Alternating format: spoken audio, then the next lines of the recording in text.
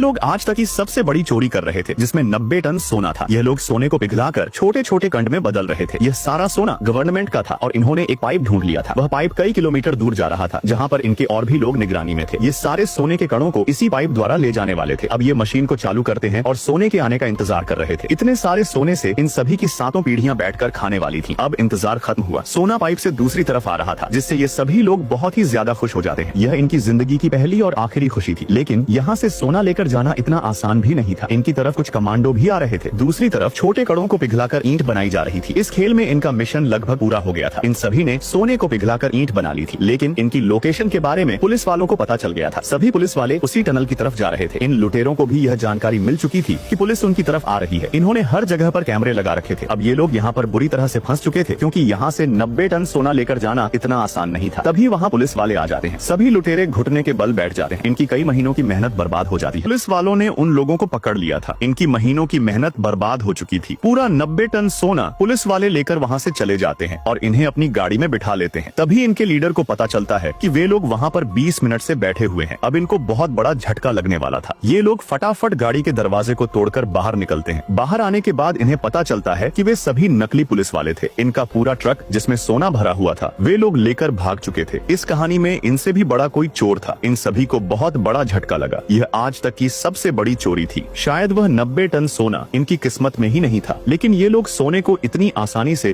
किसी रे गहरे के हाथ में नहीं जाने देंगे। अब ये लोग उनका पीछा करने का फैसला करते हैं। इन्होंने अपने सोने के ट्रक में GPS लगा रखा था। वे अपनी बाकी टीम को भी बताते हैं कि उनका सोना चोरी हो चुका है। थोड़ी देर बाद वे लोग उस लोकेशन तक पहुंच जाते हैं। अब ये लोग ट्रक में उन लोगों को ढूंढते हैं, लेकिन वहाँ पर इन्होंने अब उनका पूरा 90 टन सोना चुरा लिया था। यह लोग बहुत ज्यादा खुश थे, लेकिन वह लोग भी इनके बाप थे। यह सभी अपनी गाड़ी से उनका पीछा कर रहे थे। इन्होंने अपने सोने से भरे ट्रक में GPS लगा रखा था और ये लोग GPS की मदद से उनकी लोकेशन तक पहुंच जाते हैं। ये लोकेशन एक पूरी खदान थी। अब ये लोग अपनी गाड़ी से बाहर उतरते हैं। ये उन गाड़ियों में देख रहे थे, लेकिन उन गाड़ियों में कोई भी नहीं था। तभी अब पीछे वाला दरवाजा खोलने वाले थे। जैसे ही ये दरवाजे को खोलते हैं, वहाँ पर ना तो सोना था ना कोई आदमी। उन लोगों ने इनको पागल बना दिया था। वो लोग इनसे भी ज्यादा शातिर थे। तभी इनके लीडर ने देखा कि वहाँ पर गाड़ियों के निशान थे। ये उन गाड़ियों के निशान को देखकर अंदाजा लगाता है कि कैसे उन सभी ने सोने को छुपाया होगा। वो लोग सोने से भरे ट्रक में मिट्टी डाल रहे थे ताकि किसी को लगे कि यह कचरे की गाड़ी है, लेकिन ये केवल इसका अंदाजा था। तभी ये अपने साथियों को फोन करके बताता है। ये कहता है, इस एरिया के सभी कैमरे चेक करो। अब ये लोग CCTV कैमरों को चेक करते हैं, लेकिन इनको उस फुटेज में कोई भी कचरे की गाड़ी नहीं दिखाई देती। उन साथियों ने नकली फुटेज लगा दी थी। इनका लीडर कहता है कि उन्होंने आसपास किसी जमीन में सोने को दफनाया होगा, और इसकी बात बिल्कुल सही होती है। वो लोग आसपास में ही सोने को गड्ढे में भर रहे थे। अब ये लोग 90 टन सोने को जमीन में दबा रहे थे। इस आदमी का अंदाजा बिल्कुल सही निकला था कि वो लोग सोने को जमीन में दबाएंगे। अब ये लोग सोने को दबाने के बाद उसके